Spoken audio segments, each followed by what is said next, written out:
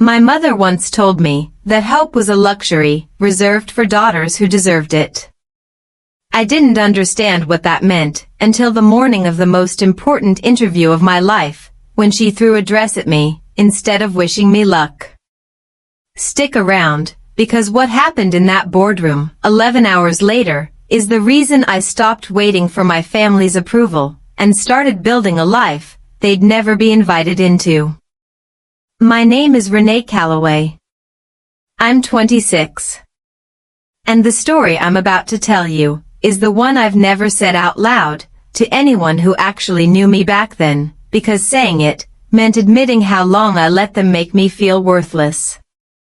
It started at 6 in the morning, 3 hours before I was supposed to walk into the downtown headquarters of Prescott and Vane, a wealth management firm that had already put me through 2 rounds of interviews for a position I'd been chasing since I graduated with my finance degree. This was the final round, the partners themselves, the ones who decided who got hired and who got a polite rejection email.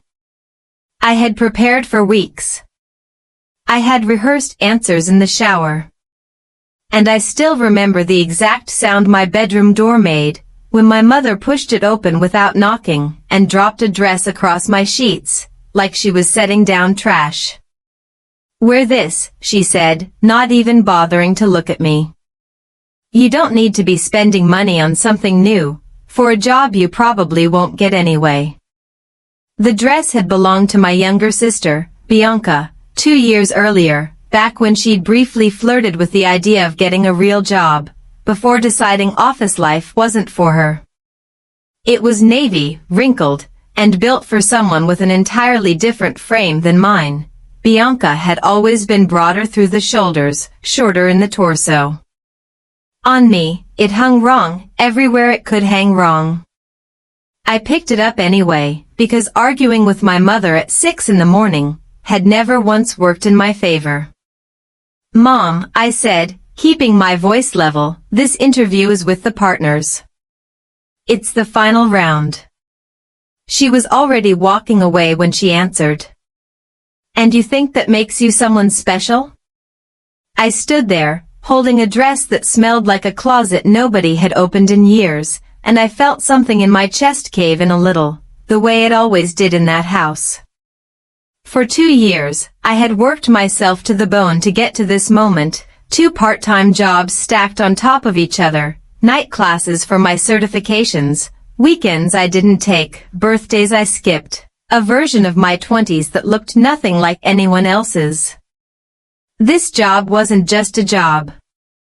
It was proof, to myself, if no one else, that all of it had meant something. But proof had never mattered much in my house. Only Bianca mattered. Bianca got the new car when she turned 21. Bianca got the trip to Santorini, after a graduation she barely finished on time. Bianca had failed at 3 different jobs in 4 years, because, in her words, she wasn't built for corporate environments, and my parents nodded along every single time, like she'd made some kind of noble decision.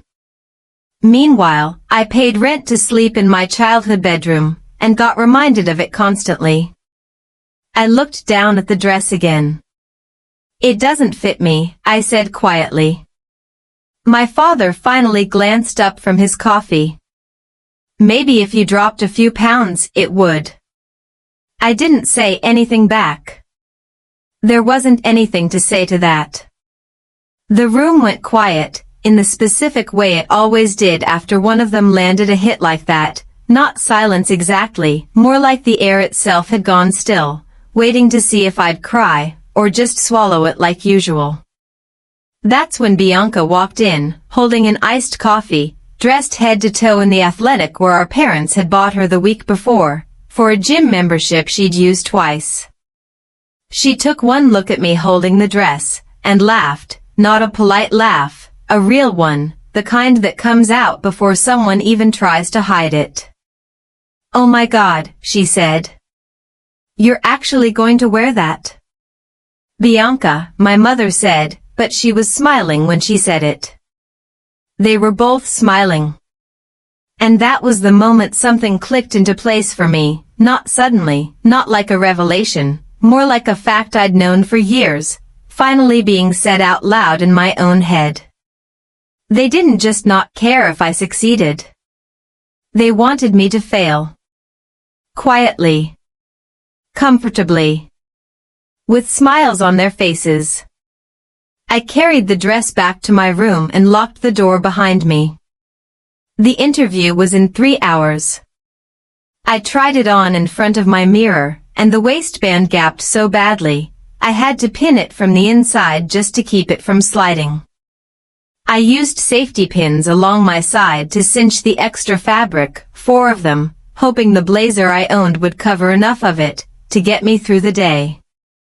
When I looked at my reflection, I didn't see a woman about to walk into the biggest interview of her career.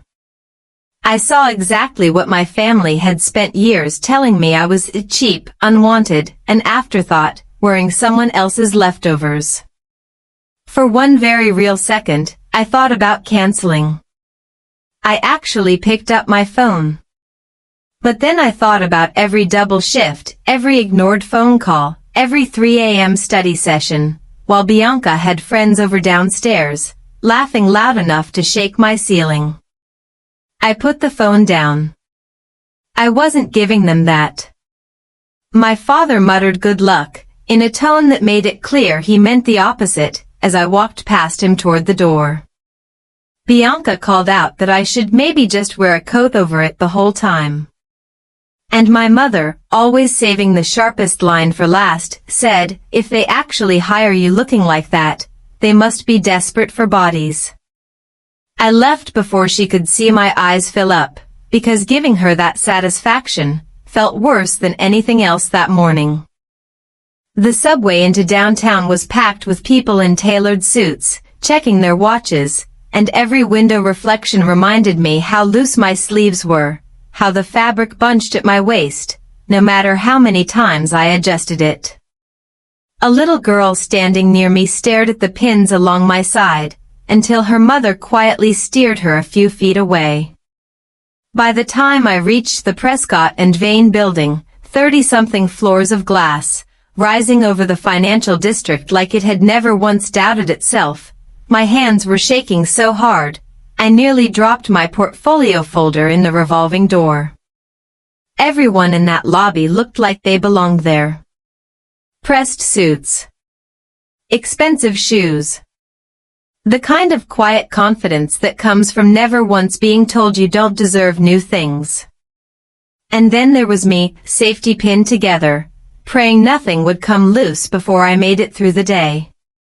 The receptionist checked my name against her screen twice, like she assumed there had to be some mistake. Final round interviews are on 29, she finally said, handing me a visitor badge without quite meeting my eyes. I thanked her and walked toward the elevators, aware of heels clicking on marble behind me, aware of 2 women in sharp suits lowering their voices as they glanced at my sleeves. My face burned the entire ride up. The doors opened onto a waiting area with floor-to-ceiling windows overlooking the whole skyline, and 3 other candidates already sitting there, every one of them polished, in a way I wasn't. One glanced at my outfit and blinked, confused. Another smirked and looked away just as fast. I sat down, folder pressed against my chest, and stared at my shoes, until my name was called. Renee Calloway, a tall assistant said from the doorway, and I stood so fast, I nearly lost my balance. Halfway down the hallway behind her, one of my safety pins gave out. I heard it hit the marble floor, and felt the fabric at my side sag open, before I even had time to react. I stopped walking. For a second, I actually considered pretending I hadn't heard it, but there was no pretending my way out of fabric hanging loose at my hip. The assistant turned around, and her eyes moved slowly, from the pin on the floor, to my sleeves, to my face, and I wanted the marble to open up and swallow me whole. "I'm so sorry," I said, already crouching to grab the pin. I can fix it, just give me 1 second. Don't. The voice came from further down the hall, and the entire corridor seemed to go still around it. I looked up. A woman stood near the glass doors of the main conference room, tall, dressed in a black blazer that clearly cost more than my monthly rent, carrying herself like every room she entered had been designed around her presence. The assistant beside me straightened immediately. "Ms. Averill," she said, and I heard the nerves in her own voice. My stomach dropped straight through the floor. Diane Averill. Managing partner. The woman whose name was on half the awards lining that hallway. And she had just watched me, kneeling on her office floor, holding my outfit together with a bent safety pin. She walked toward me slowly, and everyone in that hallway seemed to move a little faster, a little quieter, the way people do around someone who doesn't need to raise her voice to be obeyed. Her eyes landed on the torn seam at my side. Then she said something I never once expected to hear. "I know exactly what kind of morning you had." The hallway went completely silent. I looked up at her, confused, unable to form a response. "That look on your face," she said, quieter now. "I've worn it myself." Before I could ask what she meant, she slid off her own blazer and held it out to me. I felt the entire hallway freeze around us, myself included. "I can't take that," I said quickly. "Yes, you can." "I'm fine," I lied, the way I'd been lying about being fine my whole life. "No," she said, and something about how flatly she said it nearly cracked me open right there in the hallway. "You're not." There wasn't pity in her voice.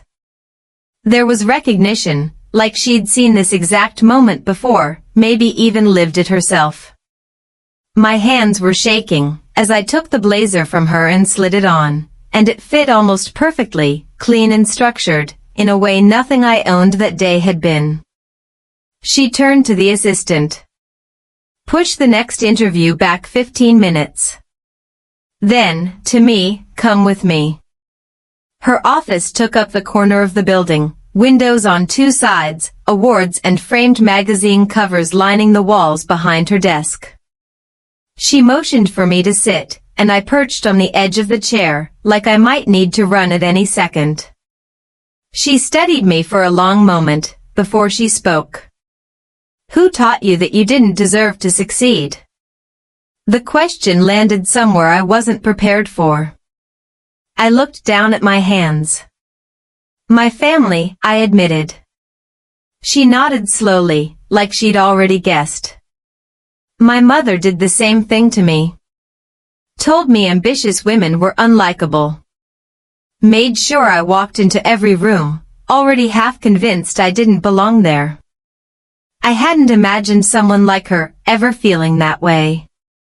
But sitting across from her, I suddenly could. People who are afraid of what your future might look like will always go for your confidence first," she said. "It's the cheapest thing to break." My throat tightened, in a way I couldn't talk around for a second. Nobody had ever said something like that to me before. Not once. Not in 26 years. Then her tone shifted, businesslike again. "Now tell me why Prescott and Vane should hire you." And somehow, I did. My voice shook at first, then steadied, as I talked through client portfolio strategy, risk modeling, everything I'd studied at 2 in the morning after closing shifts, every certification I'd earned on no sleep, every reason I deserved to be sitting in that chair. She listened without interrupting once, without a single flicker of doubt on her face. When I finished, she was quiet for a moment. Then she almost smiled. "You know what separates you from most people I interview?" I shook my head. "Most of them walk in here because life made it easy for them to walk in here," she said. You walked and held together with safety pins, and you still didn't quit. I felt my eyes burn, in a way I couldn't stop. That tells me more about who you are than any resume could. An hour later, I left that building with the job, not an internship, not a trial period, the actual position, at a salary I hadn't let myself imagine, even in my most hopeful moments. I barely remember the elevator ride down.